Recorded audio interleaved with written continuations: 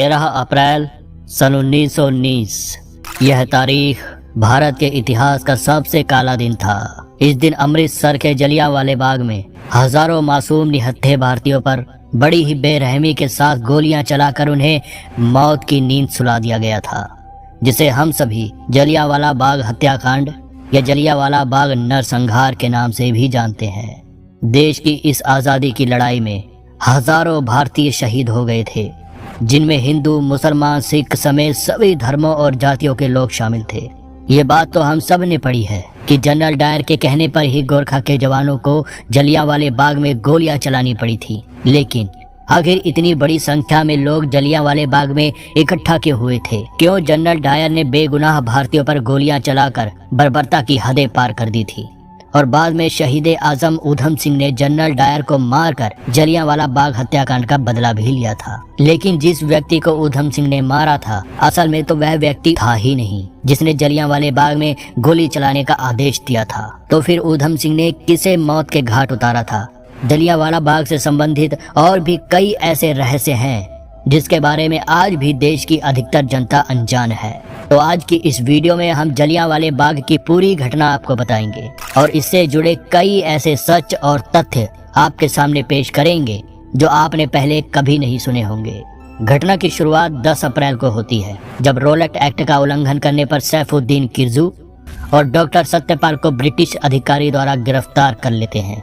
असल में उस समय पूरे देश में रोलेट एक्ट का कानून पास कर दिया जाता है, जिसके तहत ब्रिटिशर्स किसी भी भारतीय पर बिना मुकदमा चलाए उसे जेल में बंद कर सकती थी। उस कानून को इतिहास में काला कानून भी कहा जाता है, जिसका विरोध महात्मा गांधी ने भी जमकर किया था। सैफुद्दीन और सत्यपाल की गिरफ्तारी के बाद पंजाब के लोगों में जबरदस्त आक्रोश था, जिसके चलते इन लोगों ने मिलकर 13 अप्रैल को बैसाखी के अवसर पर जलियांवाले बाग में एक जनसभा का आयोजन करने का फैसला किया। ये बात जब ब्रिगेडियर जनरल रेजिनाल्ड डायर को पता चली तो उन्होंने अतिरिक्त सैन्य टुकड़ी पहले ही बुला ली और 12 अप्रैल तक वे पूरी तरह से चौकन्ना हो गए।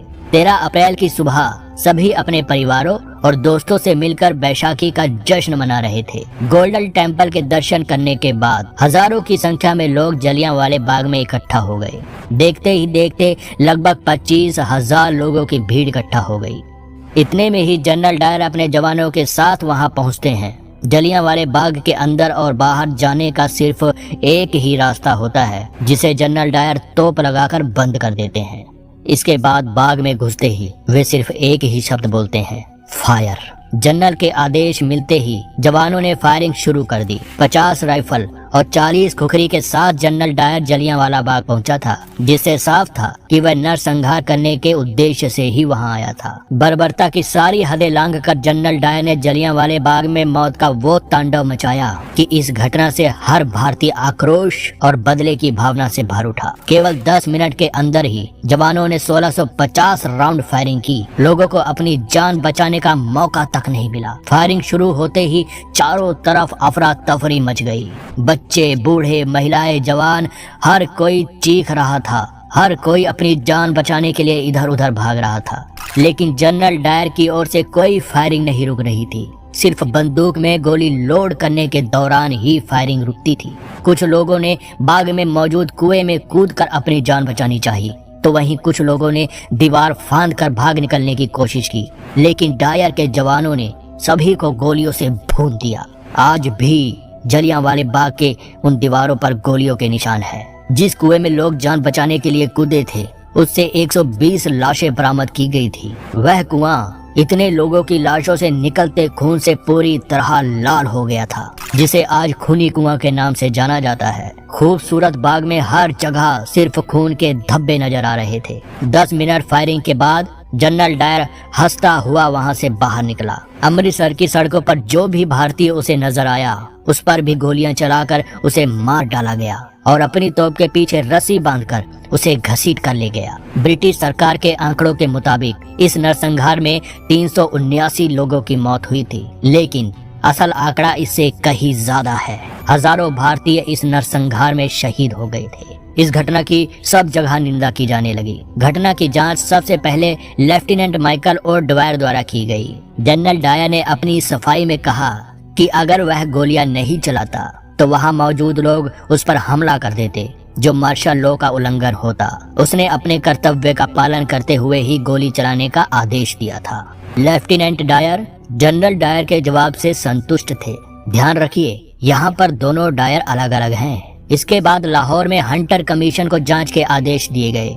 अंतिम रिपोर्ट में जनरल डायर का फैसला सही बताते हुए उसे ब्रिटिश अधिकारियों ने प्रमोशन दिया, लेकिन साथ ही रिपोर्ट में ये भी कहा गया कि जनरल डायर दोबारा इंडिया नहीं आएंगे और उन्हें ब्रिटेन में रहकर ही अपनी सेवाएं प्रदान करनी होगी। जलियांवाला बाग हत्याकांड के दौरान सरदार ऊधम सिंह भी वहीं मौजूद थे। खुशकिस्मती थी कि वे इस हत्याकांड में बच गए थे, लेकिन उन्होंने संकल्प लिया कि वे इस हत्याकांड का बदला जरूर लेंगे। हत्याकांड के मुख्य आरोपी जनरल डायर की सन 1927 में बीमारी के कारण ब्रिटेन में ही मौत हो गई थी, लेकिन दूसरे आरोपी लेफ्टिनेंट माइकल ड्वायर अभी जीवित थे। ऊधम सिंह उस समय बच्चे थे, लेकिन उनके भीतर प्रतिशोध की ज्वाला भड़क रही थी। ऊधम सिंह ने गदर पार्टी को ज्वाइन किया। वे एक गरीब परिवार से ताल्लुक रखते थे, जिनके सिर पर से माता पिता का साया भी बहुत जल्दी उठ गया था। जब उन्हें पता चला कि माइकल ड्वायर लंदन में है, तब वे लंदन जाने के लिए पैसे जुटाने लगे। उन्होंने बढ़ई का काम सीखा और फिर अमेरिका गए। अमेरिका के रास्ते से वे लंदन पहुंचे, जहां उन्होंने होटल में काम किया, जिससे वे पिस्तौल खरीद सके।